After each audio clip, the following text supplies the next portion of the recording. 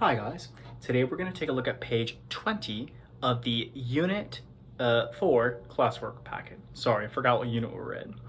Alright, so this right here is guaranteed to be 2 questions on the EOC. Let me say that again. This right here is guaranteed to be 2 questions on the EOC. Therefore, we are going to emphasize it heavily, and I can promise you this will be on your Unit 4 test. Okay?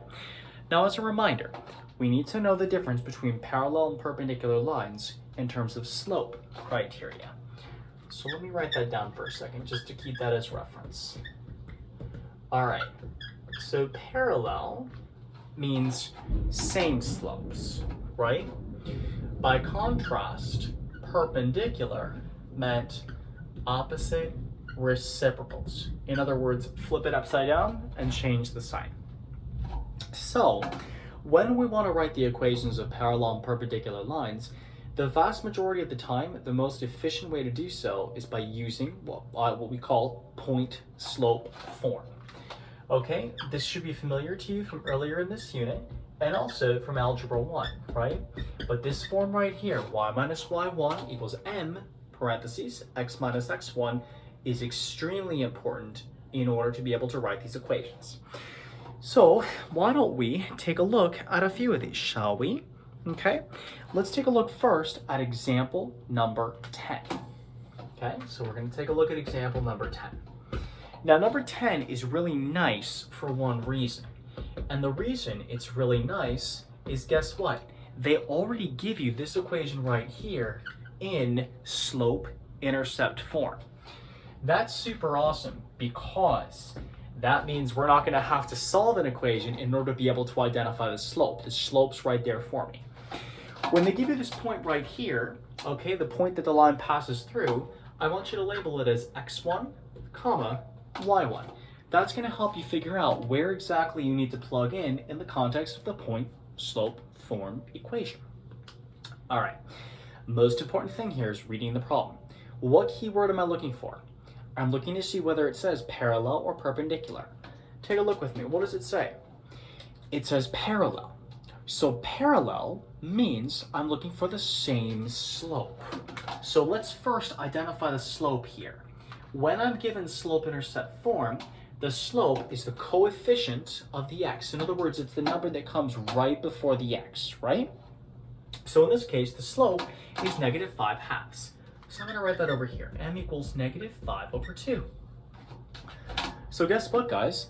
Because I have a point and I have a slope, I can actually go right ahead and write my point-slope form equation. Let's plug in. So y minus, well, in this case, instead of writing y1, I'm going to substitute the 7. So y minus 7 equals, what's the slope that I'm using? That's the m, -5/2. And then this is where we got to be careful, right? Do you notice how I have x minus x1? Well, what happens if I minus a minus? What's a minus minus? It's going to be a plus. So guess what, guys? Right here would be a perfectly acceptable answer for the end of course exam. You are not required to convert to slope-intercept form. I mean, you can if you want to, but I think it'd be more trouble than it's worth for those of you who don't like fractions, right?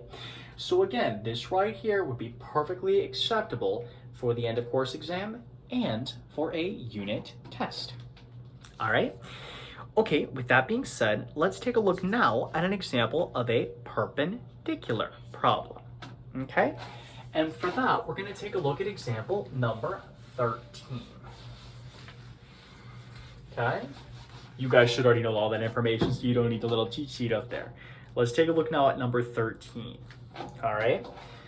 So they give us an original equation. Y equals -2x plus, I'm so sorry. Not that it matters, but minus 7. And they give me a point. They give me the point 4, 3. All right.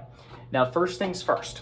Because they say perpendicular, I know automatically that I'm going to need opposite reciprocal slopes. So let's take a look at this equation. Because it's in slope-intercept form, I know that the slope is right here. The slope is the coefficient of the x. So that's a fancy way of saying the slope's right in front of the x. Okay, so I need opposite reciprocals. So remember that -2 is really a fraction. I can say it's -2/1. When I do the opposite reciprocal of that, flip it upside down and change the sign and tell me what we get. Oh, so our actual slope is going to be positive 1/2. Again, flip it upside down and change the sign. Okay, so I've got my slope. Let me put like a little box around that. I've got my x1, y1. So guess what? Because I have a point and I have a slope, the easiest way to write the equation of this line is by using point-slope form. Let's do it. Okay, so let me write the base equation first. Y minus y1 equals m parentheses x minus x1. All right, let's start plugging in. So y minus, in this case, 3, okay? The slope that I'm using is the 1/2, and then x minus 4. And bam, I'm done. Once again, for those of you guys who want to take things a step further, could you convert this to slope-intercept form? Absolutely. All you'd have to do is distribute the 1/2 and add 3 to both sides. But, and again, I don't know about you, but I consider myself to be a bit lazy. Why would you do more work than you have to, right? If I'm going to let you, and the EOC is going to let you stay right there with this equation, why not take advantage of that, right? Okay, now the problem comes. All right, the problem comes that on the end of course exam, it's highly unlikely they're going to give it to you in slope-intercept form. The reason is they want to make life hard. And so what they're going to do is they're going to give it to you in standard form, and they're going to ask you to convert to slope-intercept first to find the slope. So it's like this whole process, but just with one extra irritating but relatively simple step. Let's take a look, shall we? So we're going to take a look now at question number 14. Which question? Question 14. Okay, so this time they give us the following equation. 5x plus 3y equals -21. And they give us the point -5, 1. All right, so let me write that over here, and let me label that x1, y1 for us. Okay, now the problem is, of course, this is obviously not slope-intercept form. How do I know that? Because the x, right, or I should say the y is not by itself on one of the sides. So therefore, I'm going to have to solve for y. Let me say that again. I'm going to have to solve for y, which means get y by itself. So to do that, what I'm going to do using my Algebra 1 skills from last year is I'm going to subtract 5x from both sides. Everybody with me so far? The opposite of a positive 5x is a minus 5x. So that's going to give me 3y equals, instead of writing -21 minus 5x, I'm going to use the commutative property of addition and write it as -5x minus 21. With me so far? Of course. Okay, and last but not least, to get rid of the multiplied 3, how do I get rid of the multiplied 3? By dividing everything by 3. So in this case, I get y equals -5/3 x. No need to, change the fraction. And -21/3, I think that's just -7. So much work, right? Well, guess what? Now we've done the hard part. Now you guys actually know the slope because we have slope-intercept form, right? Take a look. The slope is -5/3. However, what does the problem say? The problem, if I'm reading correctly, says perpendicular. So perpendicular means instead of using the same slope, we need the opposite reciprocal. What's the opposite reciprocal of -5/3? Okay, opposite, change the sign, so get rid of the negative. Reciprocal, flip. And so what do I get? Oh my god, my slope is +3/5. So look at that. I have a point. I have a slope. So guess what? Which form of the line should I use? Point, slope, form. Let's write it out. Okay? So I'm going to write out the base equation first. Y minus y1 equals m parentheses x minus x1. And now I'm going to plug in. So y minus y1 over here, you can see is 1 equals, here's my slope that I'm using, 3/5. And because this is going to be a minus, it becomes a plus.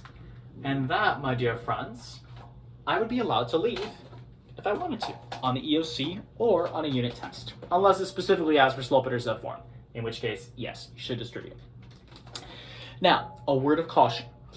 This is the most likely scenario that you'll see on the EOC. However, we're going to take a look in another video at a couple of slightly more complex ways they could ask this. For example, they could base it off of a graph instead of an equation. So we'll go through an example like that. And they could also use, instead of numbers, they could use letters. So not that that's guaranteed to happen, but I do want you guys to have an idea of what you could face so you're fully prepared. All right? But I would say that this final example is about EOC level. The ones we did previously are slightly below. Okay, so just bear that in mind when gauging your preparedness for the exam.